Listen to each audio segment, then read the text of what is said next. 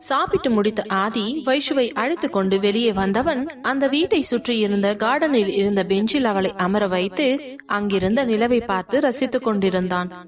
வைஷ்ணவிக்கும் கொஞ்சம் மனசுக்கு இதமாக இருந்தது. வீட்டுக்குள்ளேயே இருக்க ஒரு மாதிரி இருந்தவளுக்கு இங்கு இந்த இருளில் அந்த நிலவொளியை பார்த்து ரசிப்பதில் மனம் எல்லையில்லாத மகிழ்ச்சி அடைந்தது.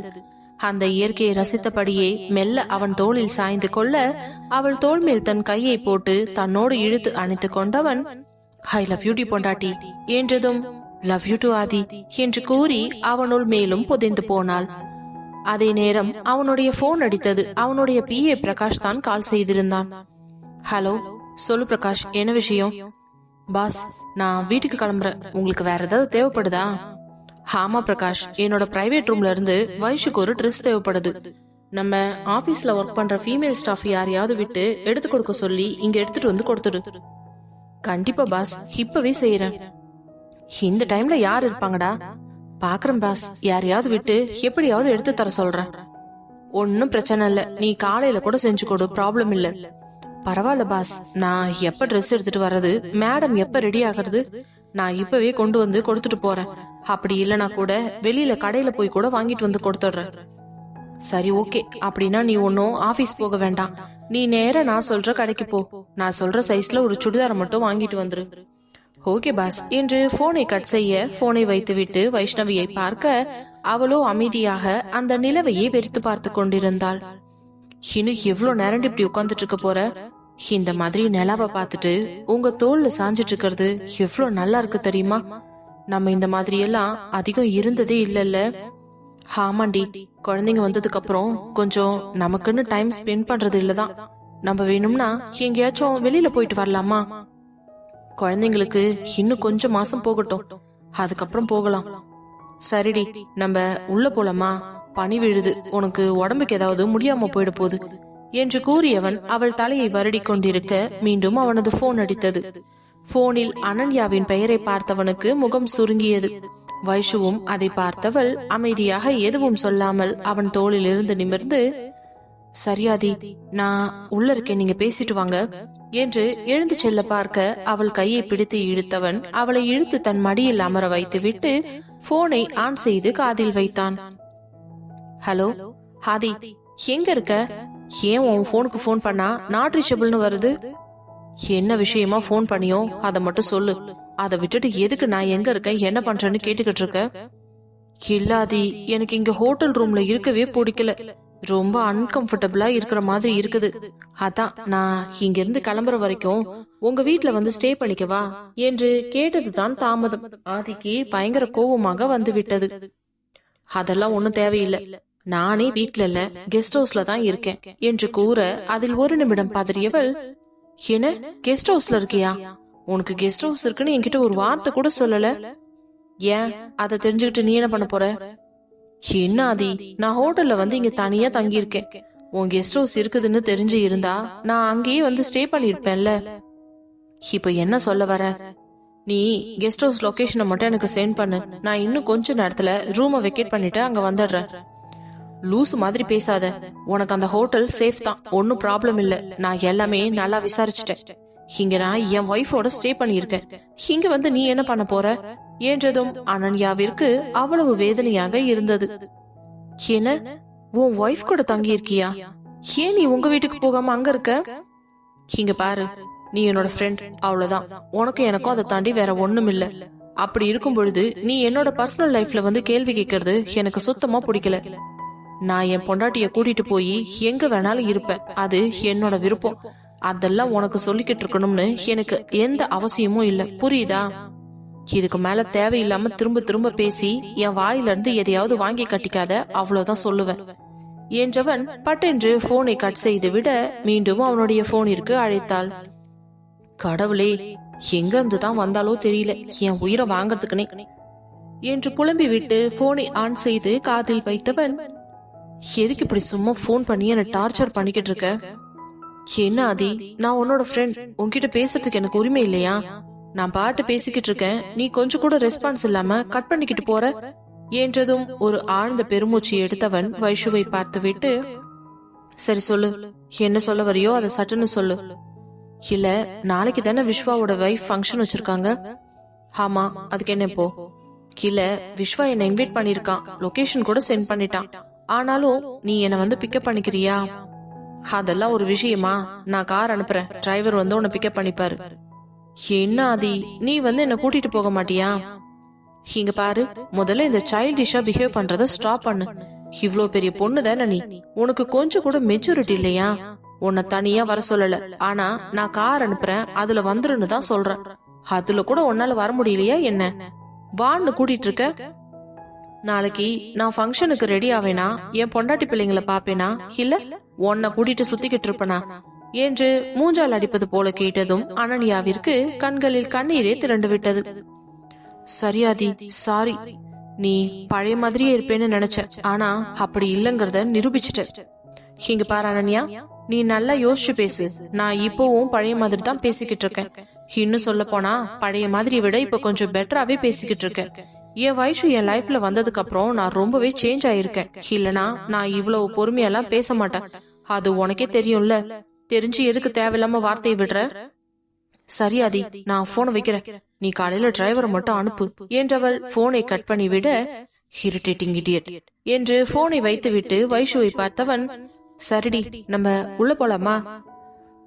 போலாம் என்று அமைதியாக சொல்லிவிட்டு எழுந்தவளை பார்த்தவன் அவனும் அவள் அருகே எழுந்து நின்று கொண்டு, என்னாச்சுடி, ஏன் உன் முகமே இவ்ளோ டல்லா இருக்கு? அனன்யா பேசுறத நினைச்சு ஃபீல் பண்றியா? அவ இன்னும் கொஞ்ச நாள்ல யூஎஸ் போயிடுவாடி. அதுவும் இல்லாம அவ என்னோட ஃப்ரெண்டு தான். நீ வேற எதுவும் யோசிக்காத, புரியுதா? இந்த ஆதி பத்தி உனக்கு தெரியும்ல. உன்னை தவிர பெரிய உலக அழகியே என் கண்ணு முன்னாடி வந்து நின்னாலும் அவளை திரும்பி கூட பார்க்க மாட்டேன்.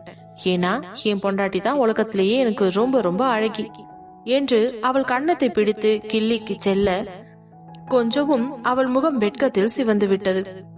அதே நேரம் அவர்கள் காம்பவுண்டுக்குள் கார் உள்ளே நுழையும் ஹாரன் சத்தம் கேட்டதும் வைஷ்ணவியை பார்த்தவன், சரிடி நீ உள்ள போ, பிரகாஷ் வந்துட்டான்னு நினைக்கிறேன். உன்னோட ட்ரெஸ் நான் வாங்கிட்டு வந்துடுறேன். என்ன ஆதி, நானும் உங்க கூடவே இருக்கனே. இல்ல வேண்டாம், உன்னை பாரு, நீ என்னோட ட்ரெஸ்ஸ போட்டிருக்க, பாக்கிறதுக்கு ரொம்ப செக்ஸியா வேற இருக்க. உன்னை இந்த மாதிரி நான் மட்டும்தான் பார்க்கணும், வேற யாருமே பார்க்க கூடாது. சோ நீ உள்ள போடி என்றதும் அவனை பார்த்தவள், ஆனாலும் உங்களுக்கு ரொம்ப பொறாமதான் ஆதி என்று அவனை ஒரு இடி இடித்து விட்டு வேகமாக உள்ளே ஓடிவிட்டாள். அவள் உள்ளே செல்லவும் கார் அவன் அருகில் வந்து நிற்கவும் சரியாக இருந்தது.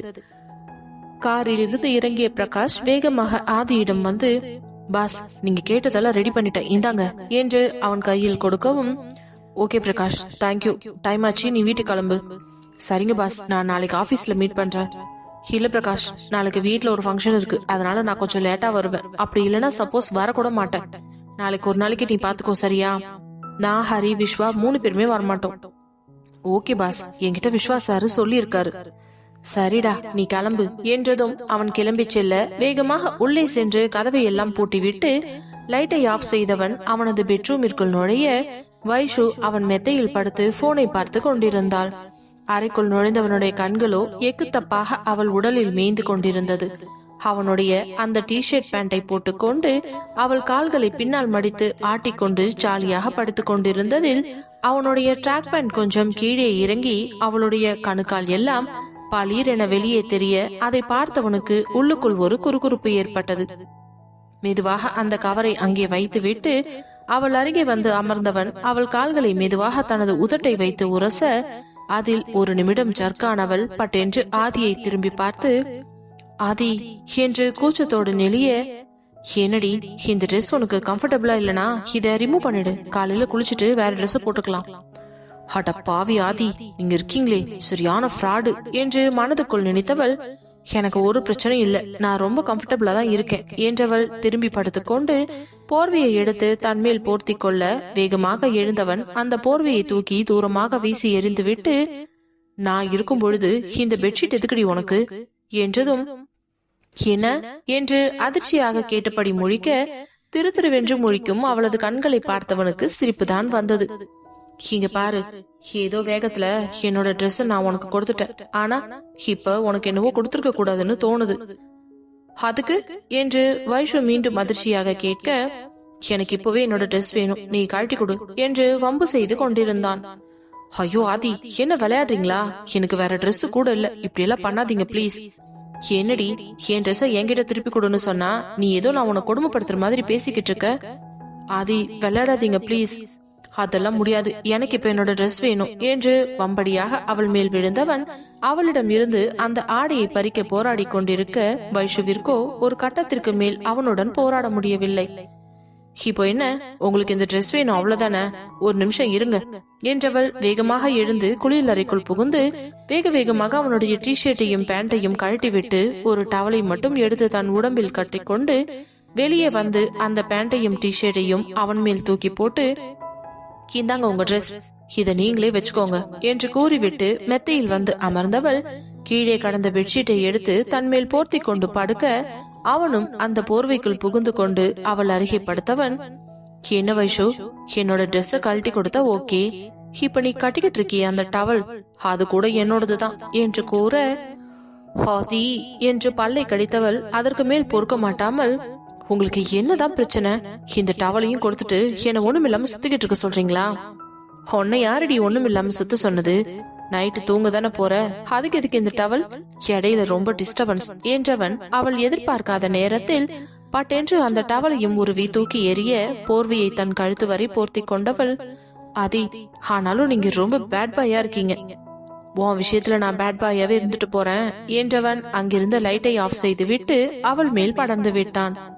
ஆதி ப்ளீஸ் விடுங்க, ஆல்ரெடி இன்னைக்கு ஆபீஸ்லயே நீங்க இந்த மாதிரி பண்ணிட்டீங்க, திரும்பவுமா? என்னடி இதெல்லாம் கணக்கு பார்த்தா பண்ணுவாங்க, தோணும் போது பண்ணிட்டு போய்கிட்டே இருப்பாங்க, அதை விட்டுட்டு நீ என்னடான்னா 1 2 3ன்னு சின்ன பிள்ளை மாதிரி கணக்கு எடுத்துட்டு உட்காந்துட்டு இருக்க. என்ன ஆதி இன்னைக்கு நீங்க ஒரு மார்க்கமாவே பேசிக்கிட்டு இருக்கீங்க.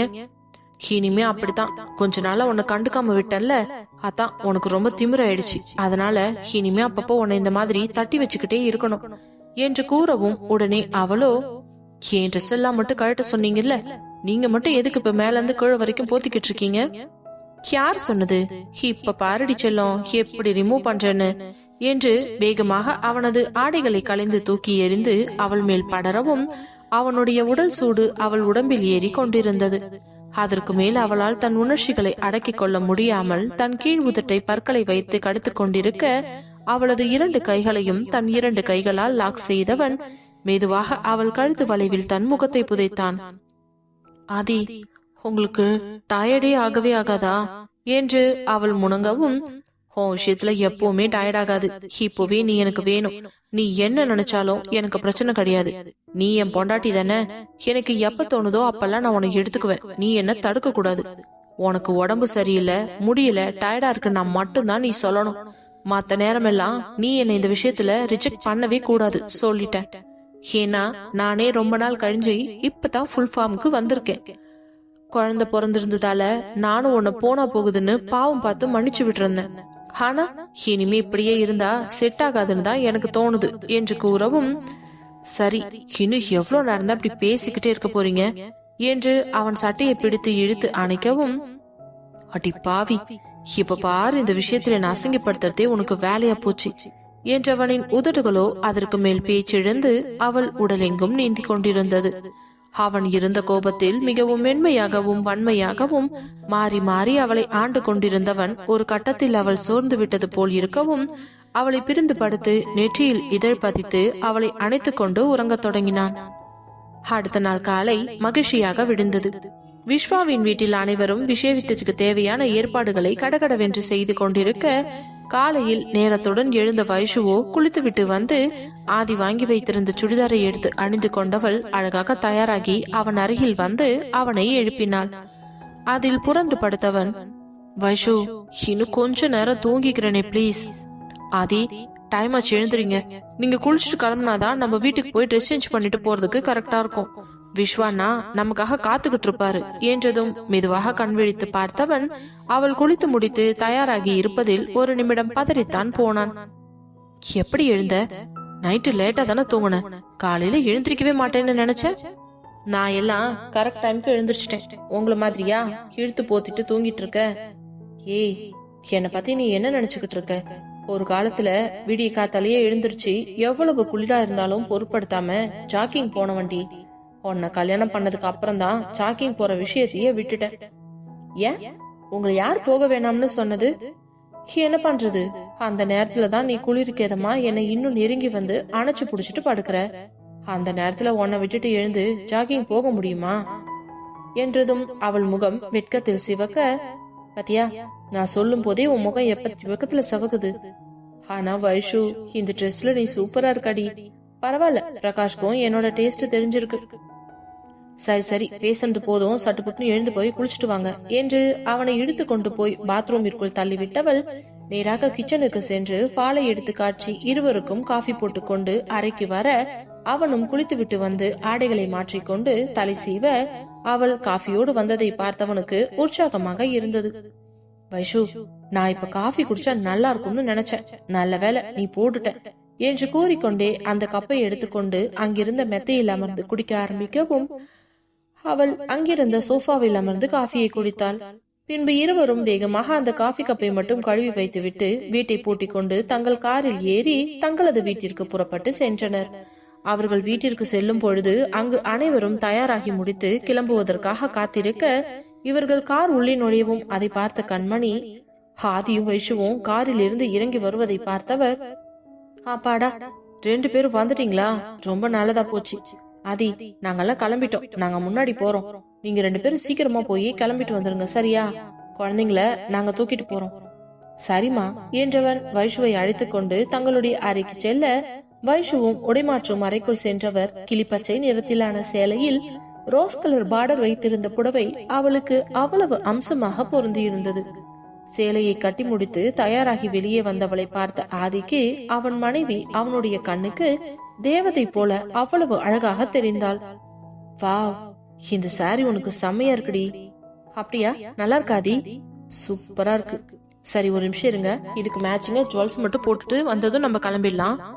சரிடி என்றவன் அவன் ஆடையை எடுத்து போட்டு கொண்டு வந்து கண்ணாடி முன் நின்று தலையை சீவவும், பின்பு வைஷு அழகாக தயாராகி முடித்ததும் அவளை அழைத்து கொண்டு விஸ்வாவின் வீட்டிற்கு புறப்பட்டான்.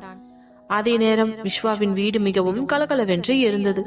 ஃபங்க்ஷனுக்கு தேவையான அனைத்து ஏற்பாடுகளையும் செய்து முடித்திருந்தார் கௌசல்யா.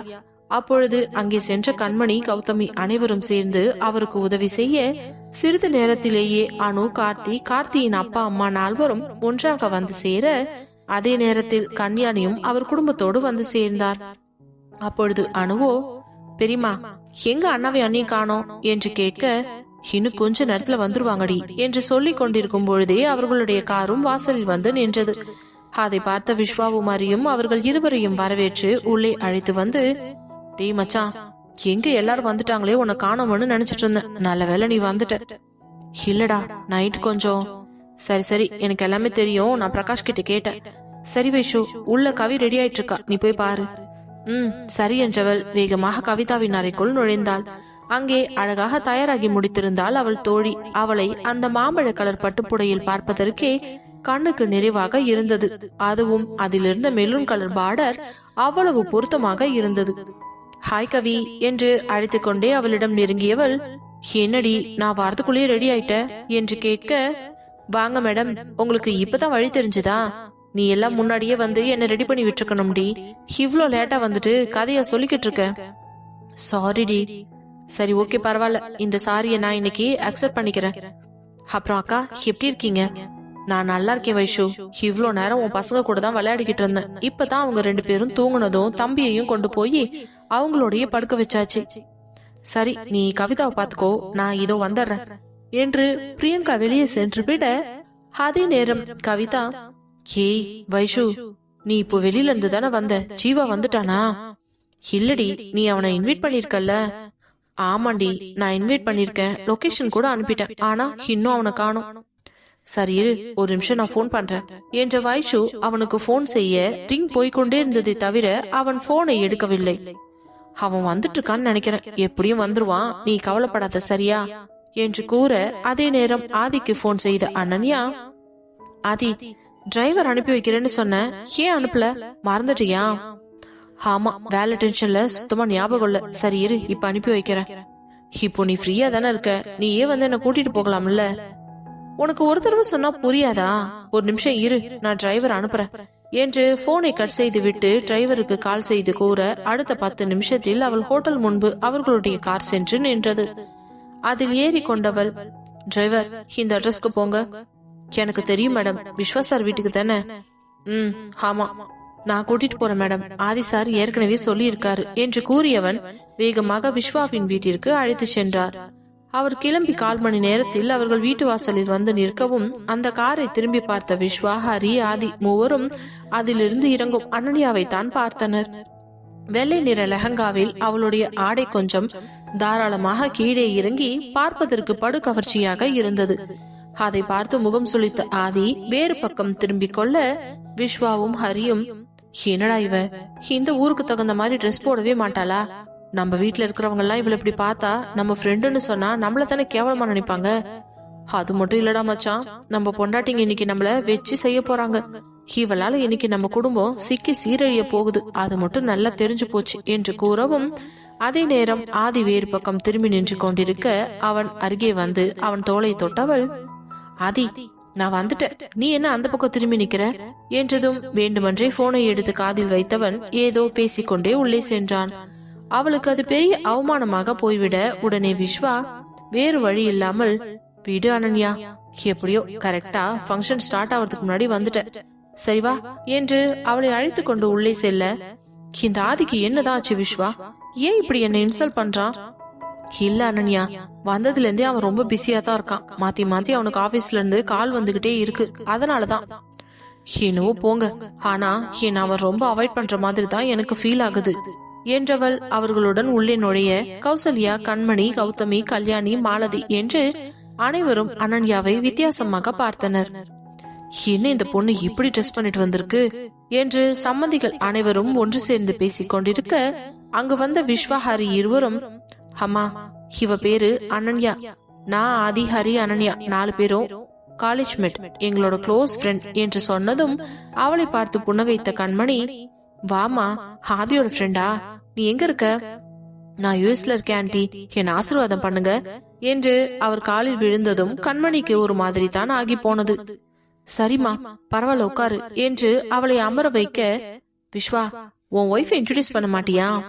அதனால என்ன, வா நான் கூட்டிட்டு போறேன் என்று அவளை அழைத்து கொண்டு தன்னுடைய அறைக்குள் நுழைய அங்கே வைஷ்ணவியும் கவிதாவும் ஜாலியாக பேசி அரட்டை அடித்துக் கொண்டிருந்தனர். அதே நேரம் கதவை திறந்து கொண்டு உள்ள வந்த விஸ்வாவை பார்த்த கவிதா, வாங்க சார், இப்பதான் பொண்டாட்டியை பார்க்கணும்னு உங்களுக்கு ஞாபகம் வந்துச்சா?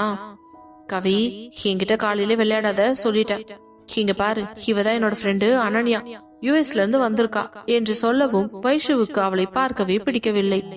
அவளுடைய உடை மிகவும் கேவலமாக இருந்தது. அதை பார்த்த கவிதாவுக்குமே முகம் சுளிக்கப்படி இருந்ததனால் வைஷுவின் காதில், ஏண்டி ஃபங்க்ஷனுக்கு இவ இப்படியா ட்ரெஸ் போட்டு வருவா, இவ்வளவு லோனேக்கா போட்டுட்டு வந்திருக்கா என்றதும், ஆமாண்டி, கேட்டா அவளோட கல்ச்சர் யூஎஸ் அப்படி இப்படின்னு ஏதாவது கதை சொல்வாடி, நமக்கு எதுக்கு அதெல்லாம், நீ அவளை இன்வைட் பண்ணு. ஓகே ஓகே என்றவள் ஹாய் என்று கூற உடனே அனன்யா ஓடி வந்து கவிதாவை அணைத்துக் கொண்டவள், ஹாய் கவி, விஸ்வா உன் ஒய்ஃப் ரொம்ப அழகா இருக்காங்க, பரவாயில்ல நான் எதிர்பார்த்ததை விடவே நல்லா இருக்காங்க என்று கூறியவள் அவள் வயிற்றில் கையை வைத்து, என்ன குழந்தைன்னு தெரியுமா, இங்க அதெல்லாம் சொல்ல மாட்டாங்க, அது சொல்லவும் கூடாது, அங்கெல்லாம் என்ன குழந்தைன்னு தாராளமா சொல்லிடுவாங்க, அது யூஎஸ்ல, இது இந்தியா என்று கவி வெட்டி முறிப்பது போல பேச அனன்யாவிற்கும் என்ன சொல்வது என்று தெரியவில்லை. வேறு வழி இல்லாமல் வைஷ்ணவியை பார்த்து லேசாக புன்னகைக்க அவளும் அவளை பார்த்து புன்னகைத்து விட்டு அங்கிருந்து வெளியே செல்ல பார்க்க கவிதா அவள் கைகளை இறுக்கமாக பிடித்துக் கொண்டாள்.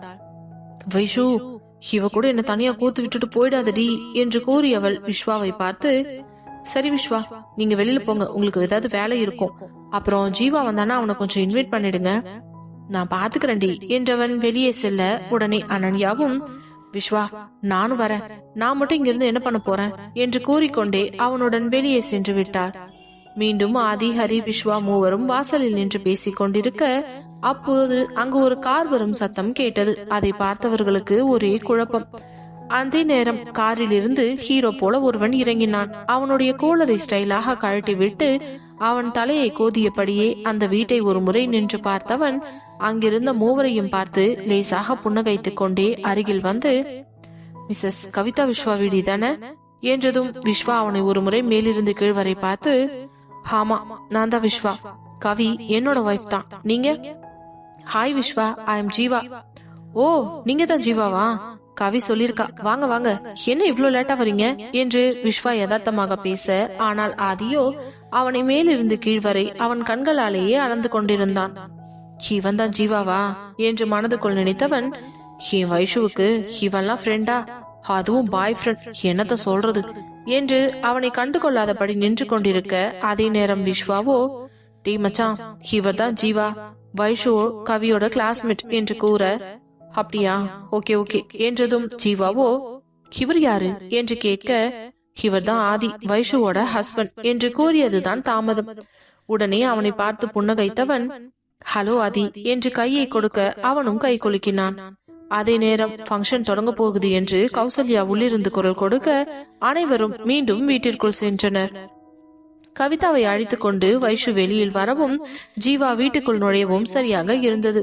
ஜீவாவை பார்த்த வைஷுவும் கவிதாவும் வேகமாக அவன் அருகே சென்று, ஹே ஜீவா என்று ஹைஃபை கொடுத்து விட்டு, உன்னை பார்த்து எவ்வளவு நாளாச்சுடா, எங்க என் ஃபங்க்ஷனுக்கு வரமாட்டியோன்னு நினைச்சேன், ஒரு வழியா வந்துட்ட, ரொம்ப சந்தோஷம் என்று கூற, என்ன கவி, நீ இவ்வளவு தூரம் சொல்லி நான் வராம இருப்பனா, அதுவும் இல்லாம என் வைஷுவை பார்க்க வராம என்னால இருக்க முடியுமா என்றதும் ஆதிக்கு பக்கின்றாகிவிட்டது.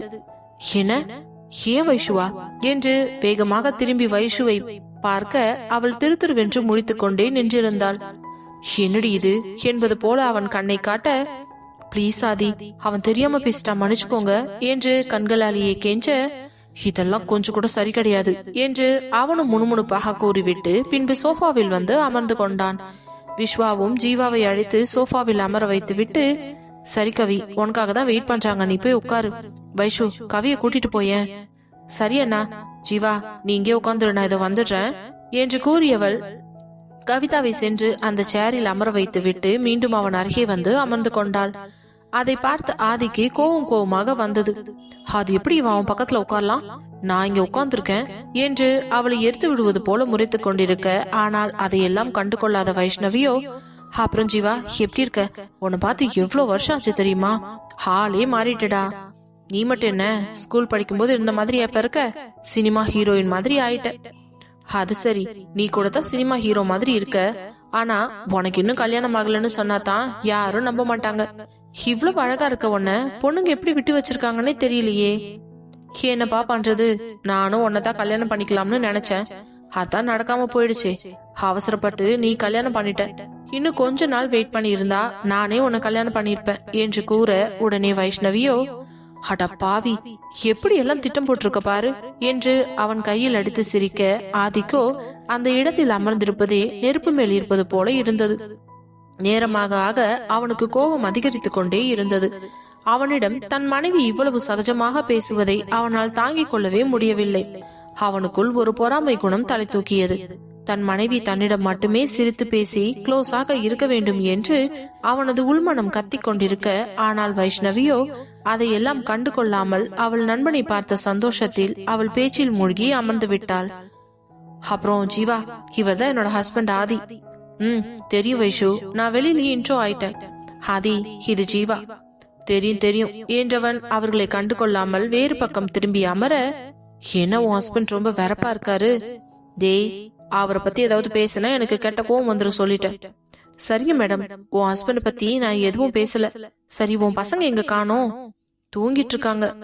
ஓ அப்படியா, சரி, முடிச்சதுக்கு அப்புறமா நான் பாக்குறேன் என்று கூற, அதே நேரம் கௌசல்யா, பிரியங்கா ஃபங்க்ஷனை ஸ்டார்ட் பண்ணி வைமா, நீ தான் முதல்ல தொடங்கணும் என்றதும் அனுவும், ஆமா நீங்க தான் ஸ்டார்ட் பண்ணி வைங்க, அதுக்கப்புறம் பின்னாடியே நாங்க எல்லாரும் வந்துடுறோம் என்று கூற, அதே நேரம் கார்த்தி வைஷுவின் அருகே வந்து அமர்ந்து கொண்டவன், என்ன வைஷு, புது ஃப்ரெண்ட் வந்தவொடனே என்ன மறந்துட்டியா? டேய் அப்படிலாம் இல்லடா. அப்புறம் ஜீவா, இது கார்த்தி, என்னோட காலேஜ் மேட், அப்புறம் என்னோட நாத்தனாரோட ஹஸ்பண்ட். அப்புறம் கார்த்தி, இது ஜீவா, என்னுடைய ஸ்கூல்மேட் என்றதும் இருவரும் ஹாய் என்று கை குலுக்கி கொண்டனர். அதன் பிறகு ஜீவா, எப்படி வைஷு, உன்னோட காலேஜ் ஃப்ரெண்டையே உன் நாத்தனாருக்கு கல்யாணம் பண்ணி வச்சிருக்க? நாங்க எல்லாரும் ஒரே காலேஜில் தான் படிச்சோம்டா, 2 பேரும் லவ் பண்ணாங்க, அதான் அரேஞ்ச் மேரேஜ் பண்ணி வச்சிட்டோம். அப்படியா, சூப்பர் இல்ல, எனக்கும் இந்த மாதிரி ஏதாவது பொண்ணு பாருப்பா, உன் ஃபேமிலிலேயே நானும் செட்டில் ஆயிடுறேன். அடப்பாவி, நீ இருக்கியே என்று வைஷு அங்கிருந்து எழுந்து செல்லவும், பிறகு கார்த்தியும் ஜீவாவும் அமர்ந்து பேசிக் கொண்டிருக்க, வைஷ்ணவி அங்கிருந்து எழுந்ததுதான் தாமதம். உடனே அனன்யா குடுகுடுவென்று ஓடி வந்து ஆதியின் பக்கத்தில் உரசியபடியே அமர்ந்து கொண்டாள். அனன்யா அவ்வளவு நெருக்கமாக அமர்ந்தது ஆதிக்கு பிடிக்காமல் பட்டென்று அங்கிருந்து எழுந்தவன் வைஷுவின் அருகே சென்று அவள் கையை இறுக்கமாக கொடுத்து கொண்டு நின்றான். அதை பார்த்து அனன்யாவுக்கு மிகவும் அவமானமாக போய்விட்டது.